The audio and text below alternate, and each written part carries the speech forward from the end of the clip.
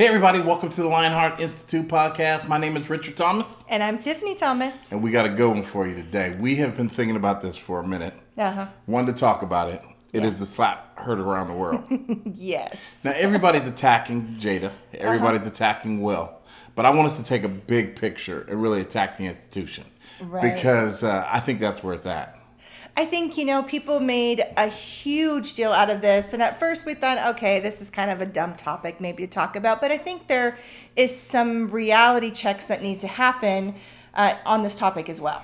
100%. I think that there is a valid topic in the discussion between relationships, male, female. There is valid dialogue about how Jada is treating Will, how Will is treating Jada. Certainly how Chris Rock stood like the man in front of a nation and took it and then has turned it into $1 million venture. Right. There's no doubt about it. The brother is class act number one, and he will turn it into a very profitable mistake for Will and Jada both. But I think there's a bigger issue that we're looking at. Yeah. And that is the institution of the Oscars itself, or a film, and the way that they give credit, if you could. Yeah, absolutely. I know, like Richard said, not everybody's going to agree on Jada, Will, who's at fault, who's not. The reality is we don't approve of what he did by any means. We don't approve of violence, especially not on a stage like that. Of course, we don't approve of him getting up there and hitting Chris Rock. But I think this goes so much beyond that. Yeah, and they're calling it the most disgraceful event in the history of the Oscars. That has ever happened at the Oscars. Just flipping through my own memories of the Oscars, that is so far from the truth. Absolutely. Now, was it shocking? Sure. Was it provocative? Was it an act that should have never happened? Right? Was it the action of a desperate man to reestablish his masculinity in a world where he has become demasculated, perhaps we could say? Yeah, but the most despicable, disrespectful act in the history of the Oscars? No, not even close. No. So break it down to us a little bit so we get some context.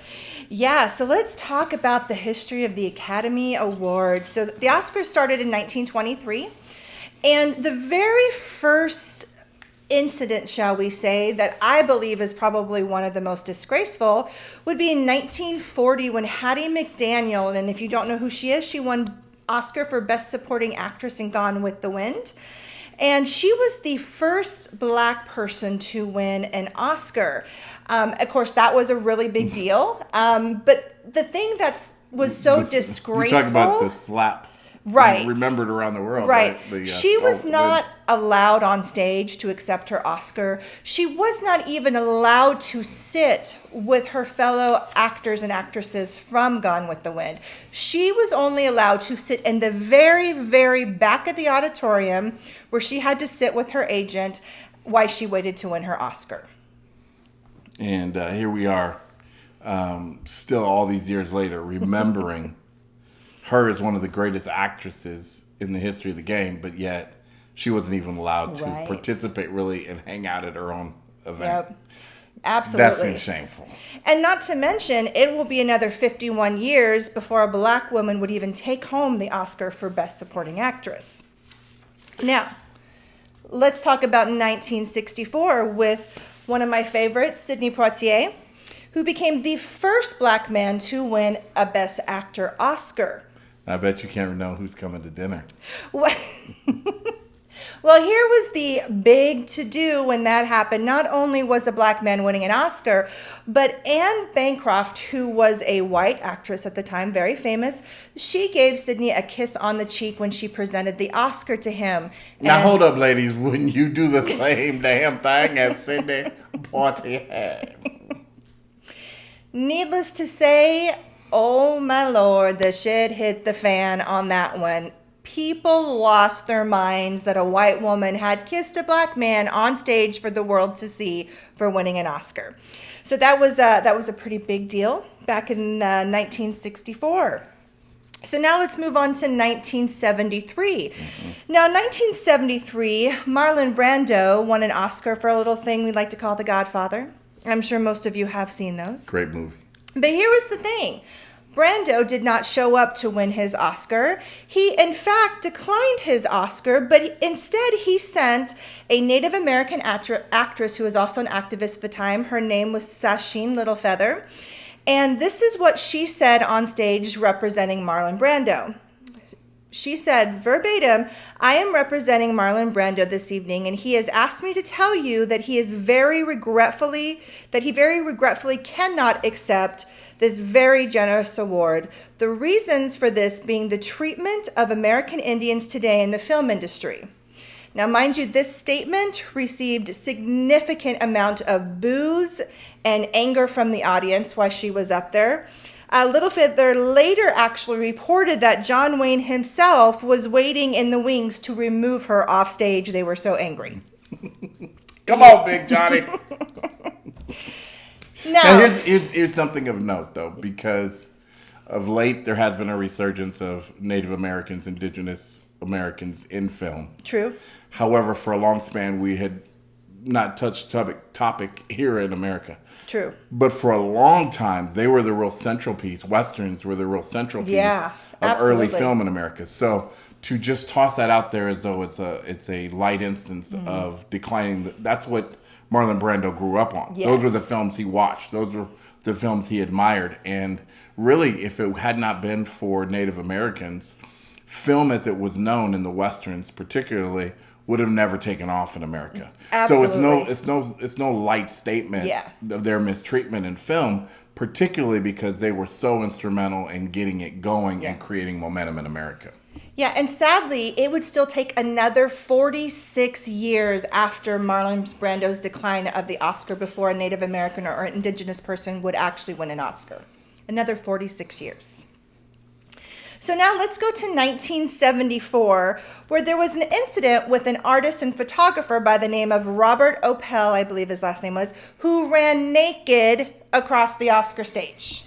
Butt naked Across the Oscar stage. Now, to me, that's a bigger slap in the face than, I mean, seriously. I guess unless it was really, really cold outside, and then it wouldn't have been much of a slap at all. But in comparison to the Will and Jada instance and Chris, The Rock, obviously, that kind of inappropriate behavior is far from the most disrespectful act in the history of the Oscars. Right. Now let's talk about 2002, what happened in 2002, and that was the very first black woman won Best Actress. It took till 2002, ladies and gentlemen, for a black woman to win that Oscar, and that was Halle Berry for that movie, Monsters Ball. Yeah, that's a movie, all right. Now, I'm not saying she's not hot, and I'm not saying that the scene... That was kind of a disturbing scene. Wasn't out there. But to make that the note that you hang your musical on. That she won an Oscar for that. That you pound that nail and say that. No pun intended. Yeah. That you use that nail to hang your coat. It seems ridiculous. But you know what's even more ridiculous is it's now 2022, 20 years later, and another black woman has not even won that title. There's only been one black woman in our entire history of Academy Awards to win Best Actress. One. That's it. What did Whoopi win? She won Best Supporting Actress. She was the first one after Hattie McDaniel to win. So quite a few years that took. So a massive gap. Yes. For that as well. Absolutely. Okay. Now, in 2003, most of us saw the movie The Pianist, and Adrian Brody won an Oscar and was so excited that when he ran up on stage, he grabs Halle Berry and lays a full-on mouth kiss on this poor woman. And, I mean, we've all seen the pictures. We all watched it. I mean, he's completely arm locked, mouth face locked, and just planting one on Halle Berry. Just one Oscar winner to another. Right. And later, Halle Berry did say that she was in such shock. She didn't even know how to respond to that. And so she just kind of went with it to keep things moving and without creating a scene. But completely inappropriate, unsolicited kiss. She did not ask to be groped like that and kissed like that on stage. This is an Oscar-winning actress, and she's being groped on stage by another male who felt that he had the right to do that. When you take it in context of Will Smith, Chris Rock, they're friends. Mm-hmm. And so in that moment, it was an expression, and I'm no psychologist, believe me, but he took his moment to try to redeem himself. Yeah. And inappropriate, not worthy, not necessary, not called for, wrong to the utmost degree, absolutely. But kissing a woman in her mouth is the most inappropriate thing without permission that we can think of in a modern society. You know, and the thing is, I bring up these incidents to say that they were all inappropriate. Like, they all were things that happened at the Oscars that were disgraceful, that were not appropriate, and they should have all been talked about. But the reality is they weren't talked about. Will Smith slapping Chris Rock has been talked about nonstop for weeks, and it has been made a focus of, so much so that the Academy has released statements, they launched investigations, they, suspended him for 10 years from the Oscars. So it's like, the issue is there is many more other issues that has not been talked about, that has been just brushed over as not a big deal. But I guarantee you they're a big deal for many people. And I think the biggest deal with all of it is that, in my knowledge, I had never heard of anyone being dismissed from the Oscars. Right. I couldn't imagine it, right, that they would actually ban someone from winning awards. Now, I'm not saying that, obviously I come from a sports background, so awards and trophies and accomplishments and player of the year and most valuable offensive player, defensive player, special teams player. I'll go down the whole list from the flip side of sports, right? And they're extremely important. However, to hear for the first time, essentially, that he was not eligible to be the quarterback of the year or the lineman of the year because of it was shocking to me. Just to find out that the board has actually done it before, but they've kept it on the down low, right? Yeah. And I think that what stands out to me as a black man is you are taking a situation where you have done it year in and year out. You've addressed issues that would bring shame or embarrassment to the award. However, now all of a sudden that it's a black man that's in a compromised position or a black woman that's in a compromised position, it is the most disgusting issue of all time. And that's what's tragic to me. Right. It's not that you would address it. It's not that we would dialogue about it, but break down some of the other instances when it's occurred. Yeah. So people went up in arms over this, of course. And then hearing that Will Smith was banned for 10 years from the Oscars, people, of course, started talking about some of these other people who have won Oscars who are actual convicted rapists, convicted sexual abusers, things like that. And people were yelling and screaming, saying, hey, why aren't they being banned from the Oscars? And the truth is they actually have been. So the difference, though, is the Academy Awards didn't actually publicize all these other talking tos and bannings from these other people. Unlike Will Smith, they've made it very public. But these were very quiet, hush-hush, as though his situation was the situation to be dealt with. Absolutely. Yeah. So for starters, in 2004, a man by the name of Carmine Carrey, I think is his name. He was part of The Godfather 2 and NYPD Blue. He was banned for pirating screeners intended only for Academy members to view for use of awards for voting purposes. So they banned him indefinitely from the Oscars. Harvey Weinstein, now he was, of course, a big one that people kept talking about during this whole situation. How dare he not be banned?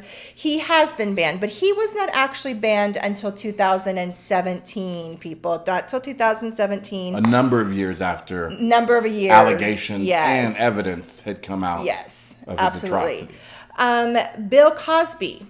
In 2018, following Harvey Weinstein's banment, Bill Cosby was banned as well. However, since Bill Cosby's allegations have been overturned, his conviction being overturned, he has not been reinstated. Now, isn't that interesting? Here's an individual who was convicted before he was really proven guilty, right?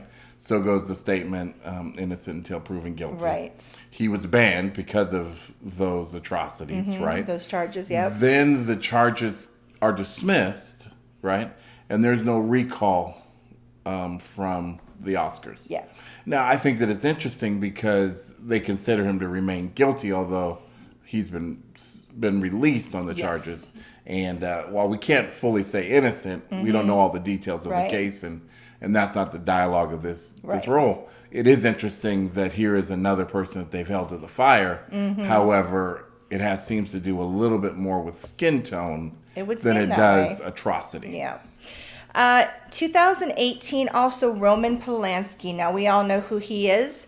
Very, very famous man. But this actually occurred in 1977, and he did not get banned till 2018. Now, in 1977, Polanski fled to France after pleading guilty to unlawful sex with a minor. I believe the girl was 13 or 14, I believe was how old she was.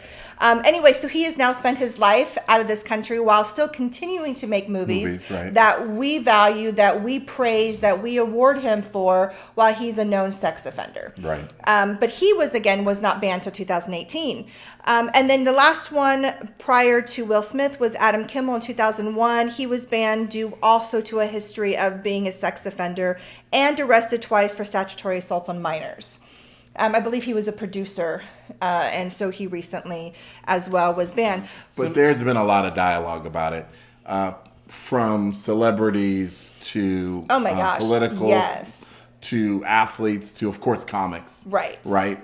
Tragically, somebody tried to jump on the stage with Dave Chappelle. Yeah, recently. And there was some nonsense of response, and Yep. I don't think there's going to be a whole lot of jumping on that stage no more. And again, I'm no proponent of violence. However, there is no place in the world to respond on a public setting to comedy. Yeah. With violence, right? You know, Jim Carrey came out A massively, comedian. Yes, Himself. after the slap. And I'm going to actually read you what he said because it's such hypocritical statements. It's not even funny. So Jim Carrey said, I was sickened. If I were Rock, I'd have announced this morning that I was suing Will for $200 million because that video is going to be there forever. That result is going to last a very long time. If you want to yell from the audience and show disapproval or say something on Twitter, that's fine. But you don't have the right to walk up on stage and smack somebody in the face because they said word. Now, a part of me celebrates what he said, okay? Because as a comedian, he is defending his profession, True. right? And of course, he never wants to be in the situation where he's saying something that is misinterpreted or maybe even interpreted correctly by the audience, and that said audience responds with violence. So I can respect where he's coming from. However, to say $200 million, I mean... Well, really, to say anything when he is guilty of being highly inappropriate on stage himself was such a hypocritical statement. Now, again, we don't promote violence. We don't condone it. I don't think what Will did was appropriate at the time. I think there was a better way to handle it. However, Jim Carrey himself in 1997 at the MTV Movie Awards. Yep. He went up to receive his award, and Alicia Silverstone was 19 years old at the time, just a budding actress coming out. She was presenting the award, and Jim Carrey goes up, and again, just like Halle Berry, she got landed a full-on mouth kiss. Like, I mean, this poor girl looked like she couldn't breathe. I mean, Jim Carrey was all over her. Now, we're talking a man in his 30s, literally, like, assaulting a 19-year-old girl on stage. But he has the audacity to want to bitch about Will Smith slapping Chris Rock like he ain't ever done something inappropriate. Now, when you talk about suing a brother, I mean, here's my question to you. This is just, you guys can jump in and comment here in this as well. And this is a genuine question. Slapped by Will Smith or kissed in the mouth by Jim Carrey? I'd have rather been slapped by Will. I definitely am going to go down that route. However, I just want to let you know, Will, in case we ever rub shoulders, if I'm ever hosting a reward show, don't you come up on that stage now. But, you know, it's not just Jim Carrey. John Travolta has had multiple instances with celebrities where he has done the same thing. There's an image of him and Scarlett Johansson where he is literally like, his hands are like all over her body on stage, and she looks so incredibly uncomfortable, but trying to be professional and keep going on. So there is many instances of these celebrity men who are very touchy-feely with other actresses, who feel like they're entitled to be touchy-feely with them. Jim Carrey, it's a celebration. Right. I mean, Jim Carrey obviously felt entitled to kiss a 19-year-old girl who looked completely appalled. Sure. And thought it was cool, but he has the audacity now to throw a complete fit about what Will Smith did. Right. I mean, it's just the hypocrisy, and what this shows us is the level of inappropriateness we see within these award shows, the sexism we see within these award shows, the racism we see within these award shows. And that's really what you have to address, right? Is the elephant in the room is the institution itself is guilty of so much more hypocrisy, so much more disrespect, so much more harm to humanity. Right. You think about all the children who have grown up who have not seen their like represented as award winners, even though they acted their asses off. So deserving of it. It's Denzel Washington gets it for Training Day. But the countless movies that he has really been the greatest actor of his era in so many ways. Right. Not to discount the performances of so many others, but to pretend as though Training Day is the only Oscar he deserved. Right. Is a travesty. Yeah, and so you have to ask yourself, is the institution itself representing a sexist and a racist system? Well, and then, we have Samuel Jackson, who finally just won his first, and it wasn't even televised. He wasn't even on the main Oscar stage to even have a speech to get up there and for the world to see. It was done in a private ceremony, off in a completely different location. On the same night. Yeah. But it had nothing to do with them running out of time because of the slap. Right. Well, I actually went through, because this is something we've discussed over the years, and it's taken me a long time to actually see the relevancy past my own white ideologies that are so brainwashed into our brains that I never really saw the discrepancies in things like this in awards and in music and their work field. So I actually did some... Which I'm going to have to be honest with you, for us as people of color, it's very difficult for us to have conversations and we're like, but this and that and this and that, and there seems to be, now I can't judge your heart fully, but there seems to be an authentic truth to the fact that you were just oblivious, unaware to so many truths.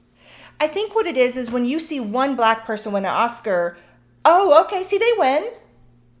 So it's not racist, they win.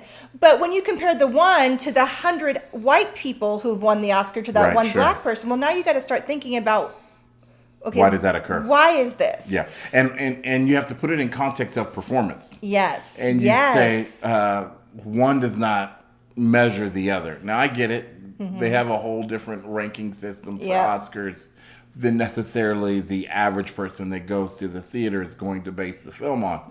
However, the eye test very rarely fails. Right? Sports like performances of any sort, the eye test is very difficult to fail. And if the cat can run, the cat can run. Yeah. The cat can act, the cat can act. Sure. Or cat-esque, whatever the word might be or situation might be, right? And so to say what you said is the observation, yes, one out of 100 or one out of 1,000. And not to break down the odds completely, but it's important for us as a society to begin to look at it and say, this is not equitable. This is not fair. Absolutely. This is based on an old good boys tradition that we vote for those who look and smell and sound the same as we do. And it's just really unfortunate that majority of white people really, we're programmed to be like, we see that one person. We see that one exception. And then we say, well, it's the norm. And the reality is it's not the norm. And I think it's on the heels, too, of Jada. I think it was the award ceremony either before or the one before that. I can't remember. There was a massive issue with her as part of a rejection or protest to the awards themselves. Now, Chris was brutal on it. I mean, he told the truth. He said, you gotta be nominated to protest, right? However, the reality of it is that so many of us have acted in a way that we should have been awarded. And so we never brought it to light because there was nothing to protest, right? We're not even getting on stage, so how do you protest it? Well, I actually did some research because I was curious at this point, how many people of color have truly won Oscars compared to their white counterparts?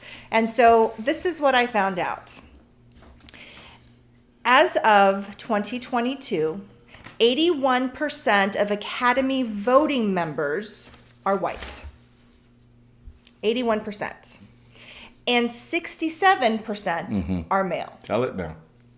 Now, that's a huge discrepancy. How can you vote for your fellow peers if your peers aren't on the voting boards? So as a person of color, if 81% are white and 67% are male, a black woman is going to not have as equal opportunity to be voted for as her white counterparts. I mean, that's just realistic. What's the average age of them? So interesting enough, where you come into ageism and sexism is women, once they hit 30, their chances of winning Oscars go down significantly. Now, men seem to be the opposite. Once they hit 30, 40, that's when they typically start winning their Oscars because a woman's shelf life in Hollywood seems to stop at around 30. Well, and I think that is a huge part of the dialogue about the slap that was heard around the world, right? Is Jada is in a position where she, in so many ways, deserves her own platform. She's worked hard. Yeah. However, the reality of it is that much of her platform is built on the success of her husband. True. And so with it, you have a society that's now pointing a finger, and all the blame is on her. Yeah. Because her shelf life, as you would say, has expired. And so to society, she's become less valuable. Yes. And her treatment of their inner dynamics of their relationship has become exposed, where now Will is the hero. Yes. And she is the villain, and him trying to swing the pendulum back for peace in his home went a step too far, or we could say a mile too far. Definitely. In trying to remasculate himself within his home. Yeah. Because her shelf life, according to Hollywood, is running out. And now he's saying, well, I need you to still be that special someone, right, that brings fire to our world, and there's no chemistry and no magic left there. Yeah. So here's the interesting thing, too, that we discovered. Only 28 women over the age of 40 have ever won a Best Actress award.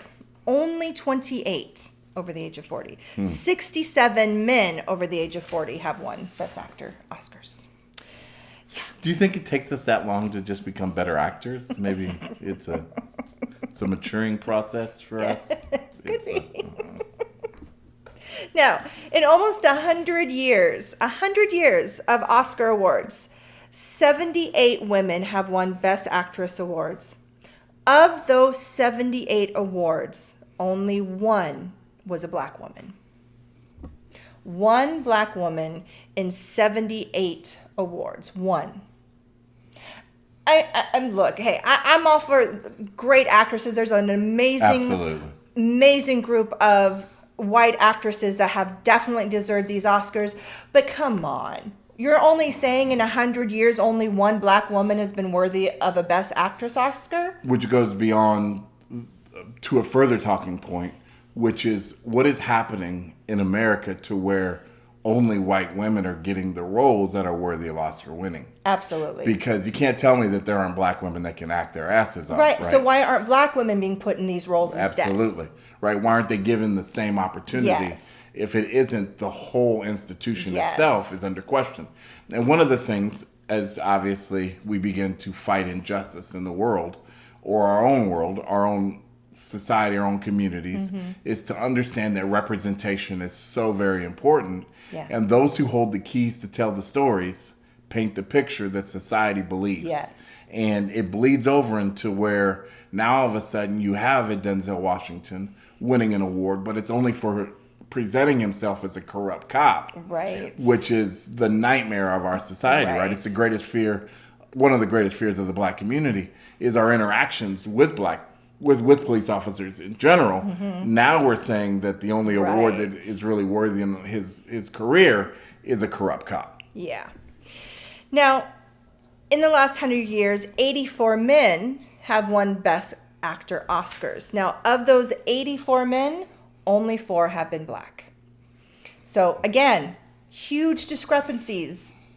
80 white men, 4 black men. Now, we know there are phenomenal black actors out there, and you're telling me in 100 years, only 4 have deserved Oscars? And let me understand this. One was Sidney Poitier, Denzel Washington. Yep. And the gap between them. Absolutely. Now, over the past 15 years, only 6 black women have won Oscars for Best Supporting Actresses. Only 5 Hispanic actors have won in the entire history of the Oscars. It's a travesty. Only 5, and that's men and women. And the reality of our brown brothers and sisters is they have done as much in America as any race has ever done. And so their stories are valuable. And after 46 years since Marlon Brando protested the treatment of Native Americans, a Native American finally won their first Oscar. His name is, hold on, I have it here somewhere. My apologies. Wes Studi. And he was in Last of the Mohicans, which was actually one of my favorite roles of his. He was so good in that movie. But he has had an incredible history. He was actually nominated as far as a career achievement, not specifically anything, just his career as a whole. Yeah. But the fact that it is 2022. Right. 100 years essentially into Oscar history, and we have just honored the first Indigenous person when we have had hundreds, thousands who've done movies over the century. Yeah. Right. It's just incredible that we've only had one. And it took this long to give him an Oscar, a much deserved Oscar. You know, and the reality is, look, sexism and racism are incredibly alive and thriving within the movie industry, and those are the things that should be being talked about. Those are the things that people should be focusing on and discussing, not a slap from an angry husband. What deserves a slap is the whole institution as a whole. Right. Slapping into a reality check that says, you know what, red, yellow, black, or white, right? That we all deserve to be precious in the Oscar sight, okay? So give us some damn golden trophies, all right? Right, y'all deserve your gold. You know, we do. Everybody deserves their gold. If they have done the job, give them the prize, yeah, right? Absolutely. Especially when you got cats that are doing second-rate jobs getting Oscars, yeah, right? It's a storytelling industry. Yep. They get rewards for telling the best story. And the story that we, along with so many people like us, are interested in hearing is an honest story, a true story, and an impactful story. Yeah. We want to see our society move forward, not backwards. Yes, absolutely. And stop using one black man, black on black violence, as the slap you want to make the most disrespectful thing in the history of the Oscars. The reality is it's not. It's not. And while I look at it and I say, damn, that was him. He slapped the shit out of him. And in our community, there's certain things you just don't do. Yeah. Okay? You don't slap a man. Yeah. You don't spit on a man. Yeah. Okay. For sure. You don't talk about a man's mama. Yeah. Okay. There's just certain things you don't do. Right. Mm-hmm. The order should have been if he was so outraged. And the truth is, he wasn't outraged until he saw the look on Jada's face. Until she made sure he knew he was until he had a feeling like, oh shit, I ain't gonna get none tonight. He wasn't outraged. He was laughing. He was laughing up to that point. And so I clown him as much as anybody. And the truth is I'm gonna go home and I'm gonna watch Bel Air as quick as I can because the dude does phenomenal work. I celebrate him as a person, his impact in society, along with Chris Rock, because Chris Rock is a storyteller that has changed America in so many ways, tore down so many barriers, right? Did a phenomenal job as the Oscar host, not that he was on this evening. But what we need to do is we need to continue to slap this nation in the mouth until we see equality, until we see stories that bring us in the direction that we want to go. And that includes equality for men, for women, for people of different nationalities, because the clock is ticking on y'all. Oh, no. Clock is ticking. You only got a few days left until you are the minority.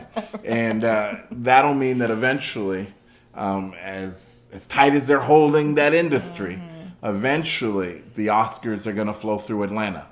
The Oscars are going to flow through Canada. The Oscars are going to flow through other places than it would have traditionally held tight to the award and been so stingy, racist, and sexist in their approach to how they reward performances. You know, and I think it's important to remember, too, that clearly Jada and Will have some issues that they need to work on. You know, it's apparent that there's some... Prayers beyond, they have issues beyond prayer. Yes, they have beyond some issues counseling of who they are in the relationship with each other. And who they are as people, as individuals. And I think that instead of people focusing so much on the just, how dare Will display this behavior, how well, dare Jada or whatever, they should just be supportive of them and showing them, hey, we have support. Obviously, this is a bad time right now going on between you guys. And, just show some love and support instead of such judgment and condemnation on them for this. It was obviously a bad decision that was stemmed by things that we don't know about. Yeah. So, I think people should just be showing a little bit more love and support. Those things being said, the slap heard around the world is not the slap we need to hear. The slap we need to hear is a slap for justice. Absolutely. Anyway, thanks for hanging out with us during this episode of the Lionheart Institute podcast. I'm Richard Thomas. And I'm Tiffany Thomas. And we would love it if you would like, comment, and subscribe to our channel. When you subscribe, it does a whole lot inside the context of the algorithm and helping to get our videos out. And people bullshit and dialogue with us on here, so it's kind of fun that way. So, hey, don't go slap no comedians today. Dave Chappelle has proven they will slap back. For sure. And it ain't no joke.